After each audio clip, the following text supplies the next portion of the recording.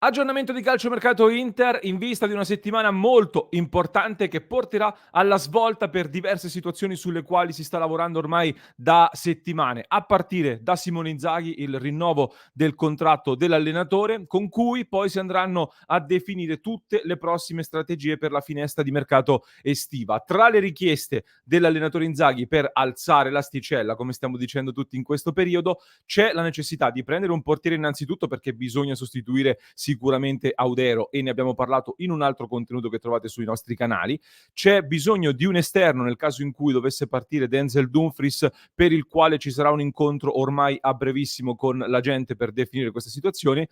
L'idea di un difensore magari più giovane e veloce di quelli che ci sono attualmente a disposizione, soprattutto al centro, ma soprattutto attenzione al reparto d'attacco. E quindi oggi parliamo in questo nuovo episodio del punto sugli attaccanti, quello che sta succedendo con alcune novità, alcune ipotesi e un po' di considerazioni che voglio fare. Quindi ben ritrovati e ben ritrovate amiche e amici passione interisti, vi invito a lasciare un mi piace, se non l'avete ancora fatto mi raccomando iscrivetevi al canale, clic sul tasto iscriviti così non vi perdete neanche uno dei nostri contenuti e ogni giorno siamo in diretta alle 19:30. Cosa succede allora per l'attacco dell'Inter? Bisogna partire secondo me dalle dichiarazioni di fine campionato da parte di Simone Inzaghi, dichiarazioni che abbiamo commentato di recente e che secondo me, come ho detto, si possono interpretare in due modi. Inzaghi chiede o che vengano messi a disposizione 4 attaccanti che siano però affidabili e tutti sullo stesso livello rispetto a quello avvenuto l'anno scorso, con 2 attaccanti chiaramente titolari e 2 chiaramente alternative.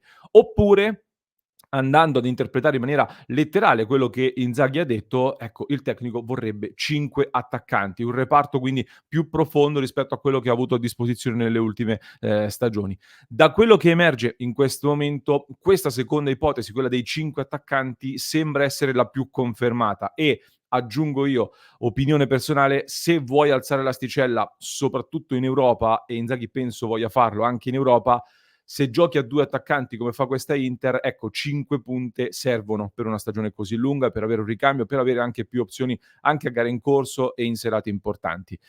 Credo che si voglia mettere un po' un freno, si voglia mettere un po' in secondo piano la possibilità di adattare delle mezze ali. L'ipotesi di alzare un Mkhitaryan nell'attacco veniva valutata come accettabile per quest'anno, penso non si voglia replicare quest'anno.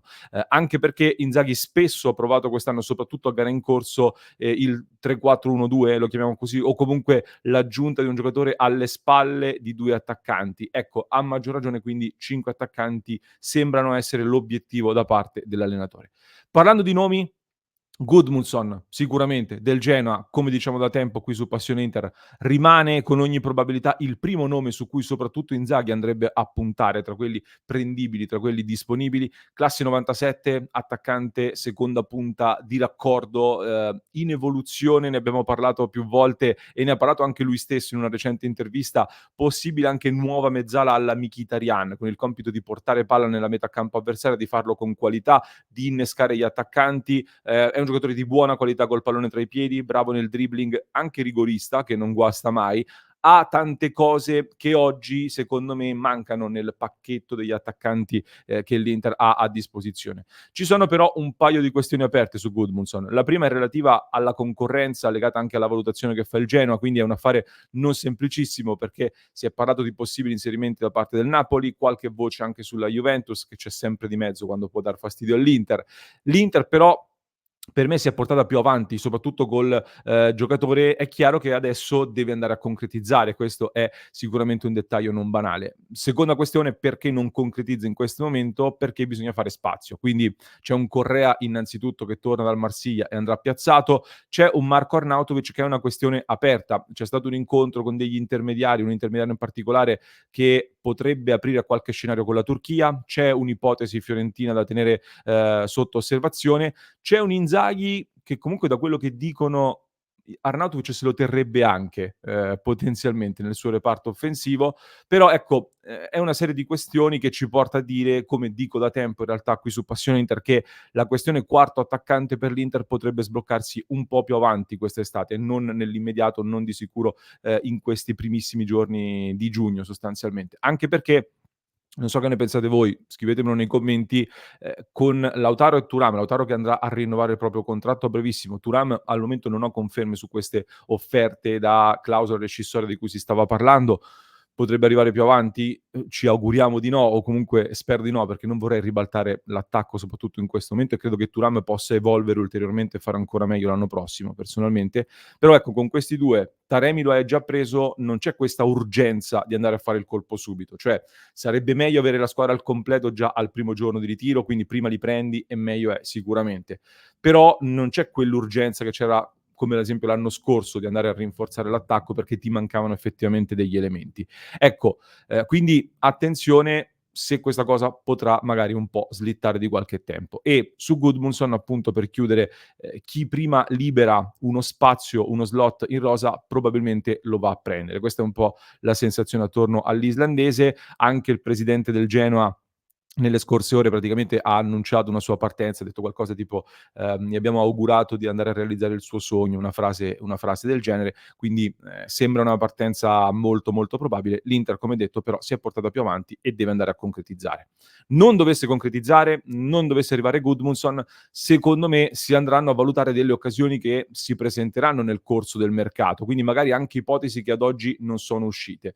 Ma dovesse, diciamo, risolversi la questione in breve tempo, ecco, nel frattempo ci sono già delle prime ipotesi più nell'immediato, più presenti. Ad esempio, sta arrivando più di qualche conferma sul fatto che dei contatti puramente a livello esplorativo ci siano stati per capire la situazione un po' di Memphis Depay, che si svincola dall'Atletico Madrid, può essere preso a parametro zero, giocatore di esperienza, di qualità, con delle caratteristiche che anche lui si sposerebbero bene, secondo me, all'attacco dell'Inter. È un giocatore un po' particolare comunque, che però all'Inter piaceva da tempo e qualche voce c'è stata.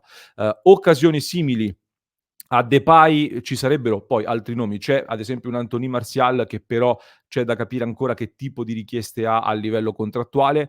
C'è un attaccante super esperto come Ben Yedder, di cui secondo me va tenuto d'occhio in Serie A, oggi potrebbe ancora fare molto, molto bene. Poi personalmente non capisco perché si parli così poco di un certo Rafa Silva, che è vero che ha 31 anni, quindi non è giovanissimo, forse non è in pieno parametro, diciamo, di quei colpi che si vorrebbe fare un po' più da valorizzare, come è giusto che sia, come è giusto che si faccia, però ha 31 anni e anche quest'anno da seconda punta ha chiuso con, mi sembra, 22 gol e 15 assist con il Benfica. E a livello tecnico soprattutto, io nell'Inter di Inzaghi un giocatore così mi intriga molto e ce lo vedrei molto bene.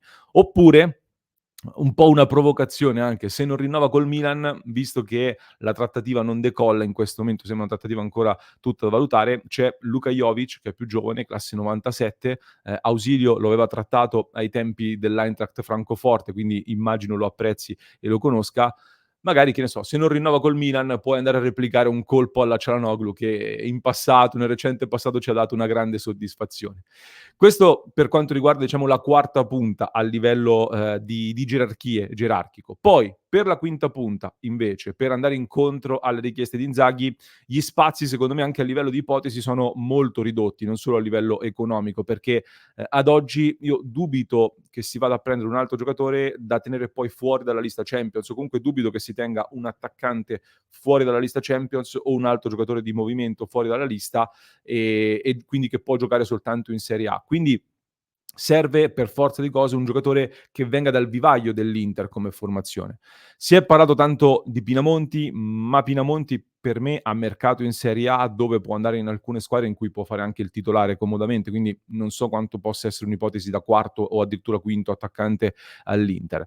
In queste ore si sta parlando di una nuova ipotesi, quella di un ritorno di Federico Bonazzoli, che anche lui è in classe 97, è rientrato alla Salernitana dove 2 stagioni fa, sì, 2 stagioni fa aveva fatto la sua miglior annata sostanzialmente con 10 gol in doppia cifra, quindi in Serie A. È lo stesso procuratore di Inzaghi, Bastoni e Darmian, quindi si dice che nei discorsi per il rinnovo di Inzaghi si possa aver parlato anche di Bonazzoli. Quest'anno ha fatto piuttosto poco al Verona, ha giocato poco, ha perso anche il posto, 3 gol se non vado errato. È un'operazione chiaramente low cost in termini sia di cartellino che soprattutto di ingaggio, quindi ti costerebbe poco, è uno slot vivaio Inter, è un attaccante in più sostanzialmente che avresti a disposizione. Altrimenti Avevamo fatto qualche tempo fa un altro contenuto in cui andavamo a guardare quali sono tutti i profili in giro per il mondo, che hanno questo status di cresciuti nel vivaio Inter, quindi possono rientrare nelle liste e, Mattia Destro lo vedo poco credibile sinceramente in questo momento. Mulattieri è stato ceduto 1 anno fa, lo vedo difficile. Balotelli, lascio a voi i commenti su un'ipotesi Balotelli. C'è, Wilfried Gnonto, l'attaccante che, quest'anno ha fatto 9 gol nella Serie B inglese con il Leeds. Penso abbia una valutazione però un po' altina, se vuoi andare a fare un colpo low cost forse non è il primo nome, anche se lui vorrebbe ritornare in Italia da quello che ho capito, oppure bisogna andare a guardare tra i vari giocatori che l'Inter ha attualmente in prestito. Sebastiano Esposito, che però potrebbe essere ceduto secondo me per far cassa. Il fratello Francesco Pio Esposito non credo sia ancora pronto per fare il salto all'Inter.